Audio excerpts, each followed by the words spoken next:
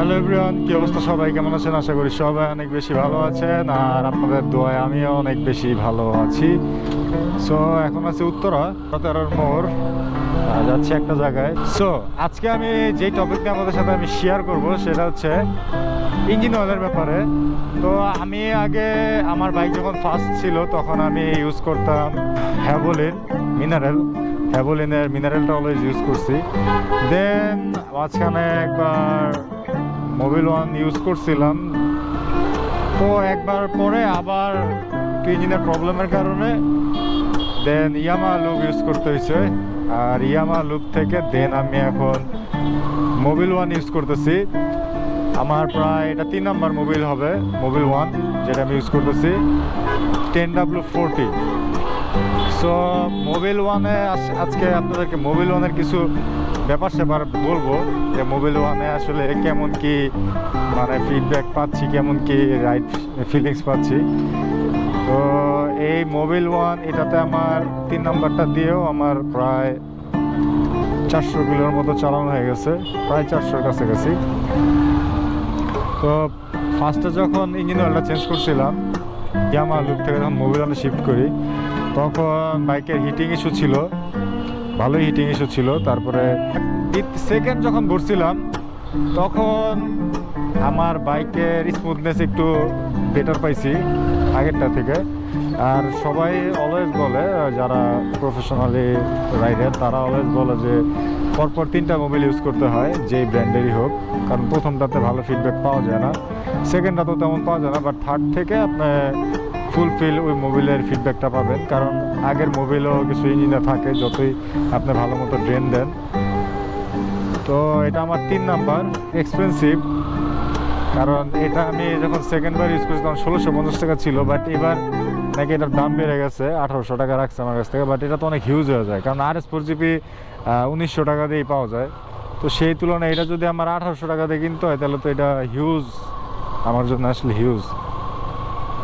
কারণ RS4GP হচ্ছে 100% synthetic. ওইটা আপনার কত 4000, 3000, 3500 কিলো পর্যন্ত চালানো যায়। আর ওইটা তো মারাত্মক লেভেল ইঞ্জিন অয়েলের মধ্যে সবচেয়ে এক্সপেন্সিভ ইঞ্জিন অয়েল হচ্ছে সে ওইটা RS4GP আমাদের বাংলাদেশের মধ্যে। আমার কাছে পার্সোনালি, আমার নিজের কাছে যা যেরকম মনে হয়েছে, খুবই স্মুথ মোবিল ওয়ান, খুবই স্মুথ। আর যেহেতু synthetic oil, synthetic engine oil কিন্তু আপনার বাইকের স্পোর্টি সাউন্ডের দিকে একটু স্পোর্টি ফিল দেয়, সাউন্ডটাকে অনেকটা স্পোর্টি সাউন্ড করে দেয়। সো এটাতে আমার সাউন্ডও একটু চেঞ্জ হয়েছে, বাট স্মুথ, অনেক স্মুথ গাইস। আর যদি RS4GPর সাথে কম্পেয়ার করি তাহলে মোবিল ওয়ান হচ্ছে অনেক স্মুথ। আর মোবিল ওয়ান হচ্ছে সিটি রাইডের জন্য বেস্ট, কারণ সিটিতে আমরা তো হাই স্পিডিং করতে পারি না, বারবার ক্লাচ ধরতে হয়, পিক আপ দিতে হয়, তো এরকম করে করেই চালাইতে হয়। এই সিটিতে যখন বাইক রাইড করি তখন আমাদের জ্যামের মধ্যে প্রচুর পরিমাণে ক্লাচ চাপতে হয়। আর আপনি যত বেশি ক্লাচ চাপবেন ইঞ্জিন তত বেশি গরম হবে, গিয়ার হার্ড হবে। বাট আমি এই ইঞ্জিন অয়েল মোবিল ওয়ানটা ভরার পরে আমি আসলে মানে সন্তুষ্ট যে সিটির মধ্যে এই বক্কর চক্কর অবস্থাতেও মনে করেন গিয়ার এত স্মুথ থাকে আসলে বলার বাইরে। আর গাড়ির সাউন্ড তো মনে করেন খুবই স্মুথ সাউন্ড হয়ে গেছে।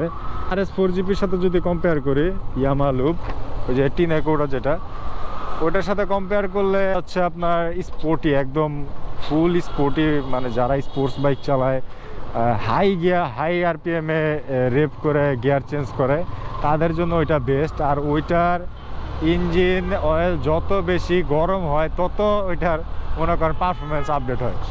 ওইটা অনেক জোস একটা ইঞ্জিন অয়েল, ওইটা এখনও ভরা হয় নাই। ওইটা বাইকের সাথে ম্যাচিং হইতে অনেক টাইম লাগে, 800, 900, 1000, 1500 পরেও মানে বাইকে শ্যুট করে এরকম অবস্থা। একটু ভারী হয়ে গেছে, তারপরে গিয়ার স্মুথ হয় নাই, গিয়ার হার্ড হয়ে গেছে, বাইকে তেমন পারফরমেন্স পাচ্ছেন না। ওইটা আপনি যখন 800-900 কিলো পর্যন্ত চালাবেন তারপরে আপনি ওইটার মানে একটা ভালো রেজাল্ট পাবেন, একদম 3000 কিলো পর্যন্ত। আর ওইটার একটা সুবিধা হচ্ছে আপনার অনেক দিন চালানো যায়, অনেক অনেক অনেক কিলো চালানো যায়। আর সেই ক্ষেত্রে মোবিল ওয়ান 2200 কিলো পর্যন্তই চালানো যায়, এর বেশি চালানো যায় না। যদি ভিডিওটা ভালো লাগে একটা লাইক করবেন আর ফলো দিতে ভুলবেন না অবশ্যই পেজে।